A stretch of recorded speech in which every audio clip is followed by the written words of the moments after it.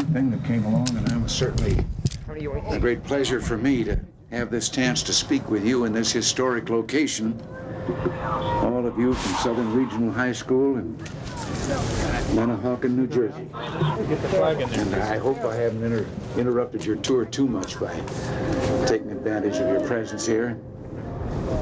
Well, during the Second World War, General George Marshall, who later became Secretary of State and was the creator of the Marshall Plan, he was asked at the beginning of the war, what was our secret weapon in World War II?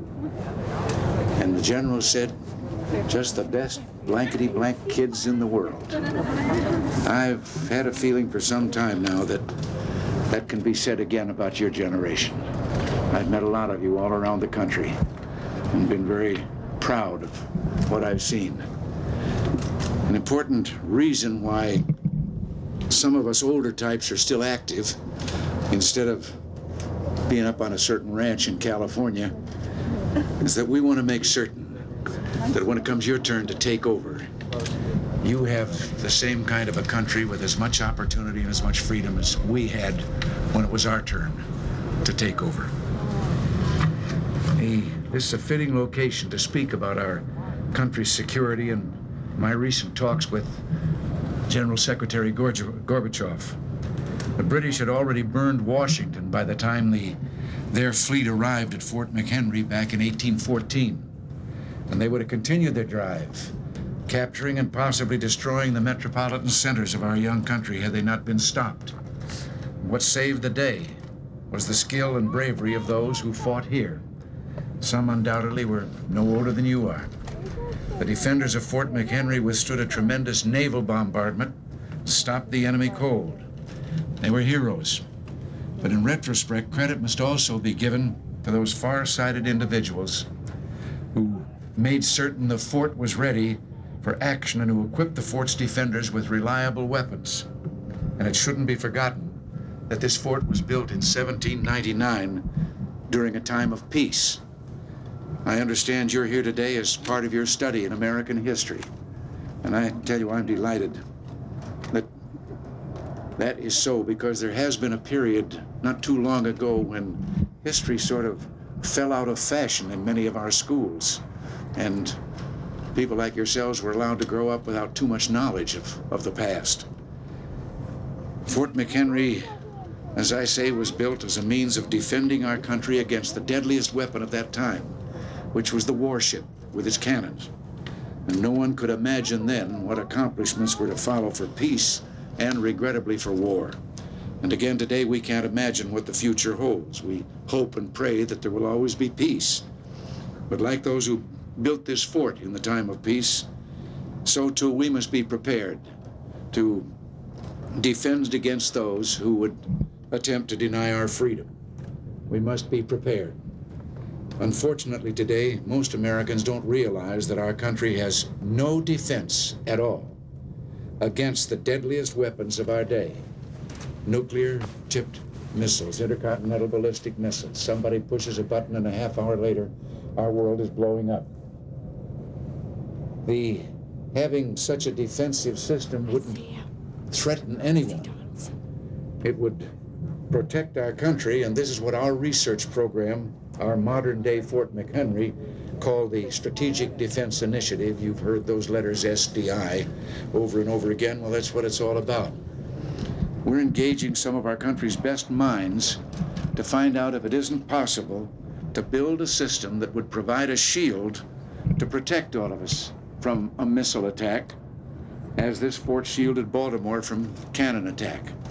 And by the time you high school students are finished with your education, new technology may be available that will make this a far safer world than the one that we're living in today.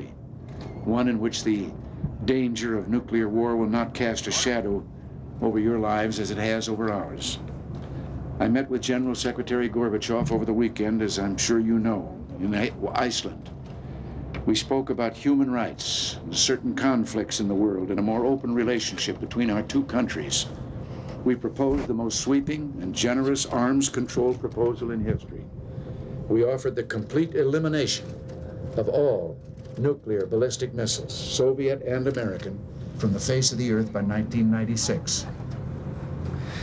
While we parted company with this American offer still on the table, we're closer than ever before to agreements that could lead to a safer world without nuclear weapons. I'm always aware that, as president, I'm not just making decisions for today's Americans, but tomorrow's Americans as well. I was not about to bargain away a safer world for you tomorrow. It's my sincere hope that Mr. Gorbachev will review the great strides we made in Iceland and join with us in reducing nuclear weapons and in building technology that protects lives rather than destroying them. That's the only protection we have today. The policy is called the MAD policy, and really because the words are mutual assured destruction. But it really is a MAD policy, a treaty called the ABM, and in reality what it says is neither side will protect our people from a possible nuclear attack, and therefore we'll be so scared of shooting at each other that we won't do it. Well, I don't place an awful lot of confidence in that. And I think if we can come up with a weapon that says to them, if you push that button, your weapons can't get here. And I offered to share that weapon with them so they could say the same thing about ours. Well, we'll keep on working at that. SDI is our policy, our insurance policy, to protect against a madman in the world or an attack by the Soviet Union. So let's look forward and seek agreements and not look back and place blame. I repeat my offer to Mr. Gorbachev. Our proposals are serious. They remain on the table, and our negotiators are there in Geneva looking at them, so we're ready to pick up where we left off. There's a unique opportunity to achieve real arms reduction, and it shouldn't be missed. Technology and freedom are opening new possibilities every day. And clearly, I think the future is on our side. But right now, I know I have to go and I'm taking up too much of your time, but I'd just like to mention something else to you as history students. You know, I've read a lot of constitutions. I guess every country in the world's got a constitution. The Soviet Union's constitution I have read. And if you look at it, you'll see many things in there that are in ours. The right freedom to speak and freedom to assemble and so forth. Of course, if anybody in Russia tries to do that, they get arrested, but it's in their constitution. Now, what is the difference? Why is ours a document so great that one of the greatest of English statesmen many, many years ago said that this probably represented the greatest single achievement of mankind, the creation of our Constitution? Why was it that Daniel Webster said, protect the Constitution, preserve it? Because if the American Constitution is ever allowed to fall, there will be chaos, anarchy throughout the world. Well, there's a difference that is so little, tiny, that you hardly notice it, and yet it is so great it tells the whole story. All those other constitutions are written by governments that in their constitutions say to their people, here are the privileges and here are the rights which we guarantee to you. Our Constitution says, here are the rights and the privileges that we, the people, grant to government. And government can have no other rights or privileges that are not mentioned unless they are mentioned specifically in this Constitution. When our revolution took place, a few years before this fort was built, other revolutions had taken place in the world, time immemorial, and up to today. All those other revolutions simply exchanged one set of rulers for another set of rulers. Ours was the first philosophical revolution. Ours said, governments are not the masters of the people, they are the servants of the people. And government can do nothing unless the people tell government specifically that government can do that.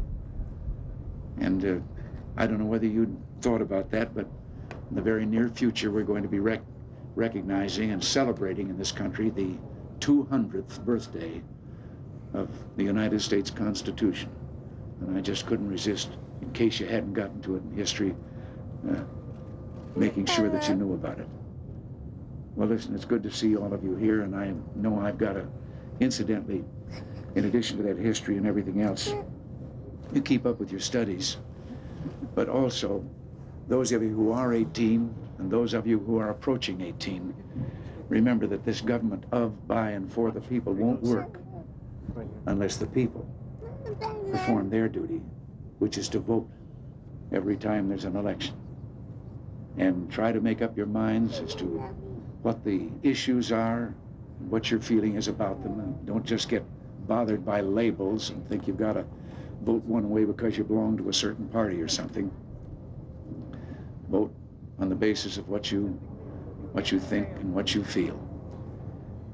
There was a man, a great humorist named Will Rogers, some years ago. He's dead now, but Will Rogers said that the people that we elect to office, public office, are no better and no worse than the rest of us, but they're all better than those who don't vote at all. So keep in mind that that's the privilege you've got. Use that privilege. God bless you all. Thank you very much. Have fun looking at the fort. I've got to go over and get somebody elected to office now. Thank you all.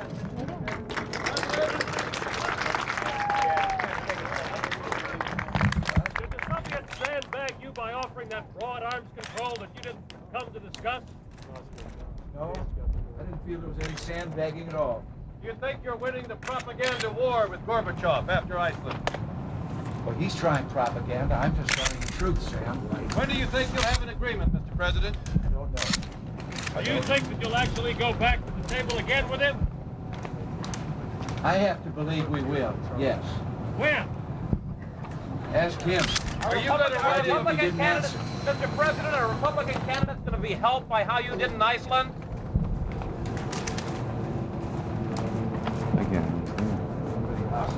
Are Republican candidates going to be helped by how you did in Iceland? Oh, I thought you said hell.